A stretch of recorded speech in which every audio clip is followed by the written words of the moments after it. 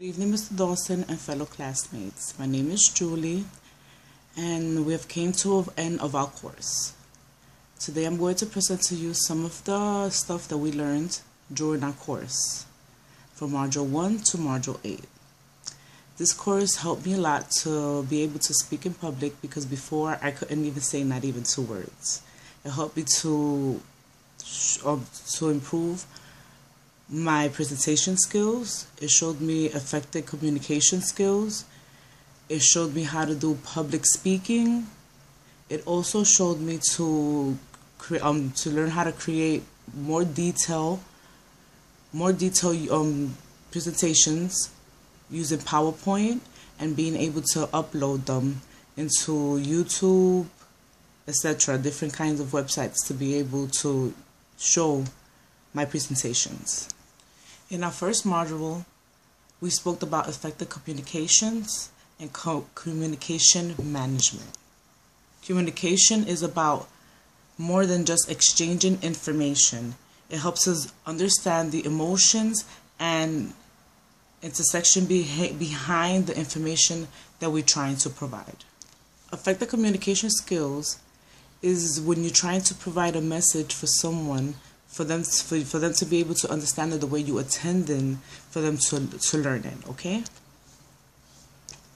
We also learned about conversation management skills. Conversation management skills is best, you use it more when you're at work or when you're in school. You usually use this skill is to be able to provide better information for schools and for work when you're giving presentations about anything that you have, anything you're trying to present to the public, okay? For our second module, we learned about a section of public speaking. In this module, we spoke about public speaking in front of crowds, and also the way there's different types of speeches. For our third module, we learned about verbal and nonverbal communication. Nonverbal communication is when you speak to a person, when you're able to communicate with a person without words. Verbal communication means when you show the person, when you talk to the person, you could talk to the person and you could also present writing for you to be able to prove what you're trying to explain to the person. As they say, it's not what you tell a person, it's the way your actions are. For Module 4, 5, 6, and 7, we kind of had a little bit of everything.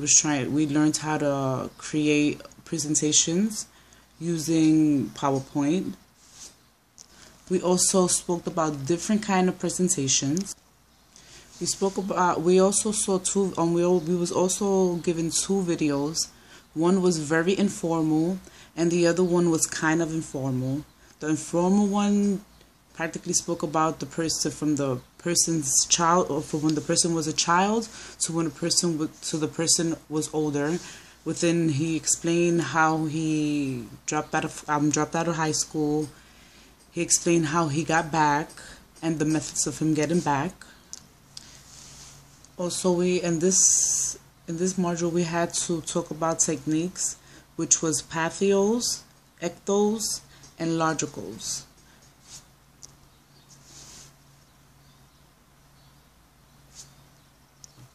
Those would be the 3 models of persuasion. They are considered to be the successful argument for when you're doing a presentation. For Module 6, we spoke about 3 different kind of presentations. For Module 6, we're going to talk about 3 kind of speeches for presentations. In this module, we spoke about 3 kinds of speech. The first speech is interpretive speech.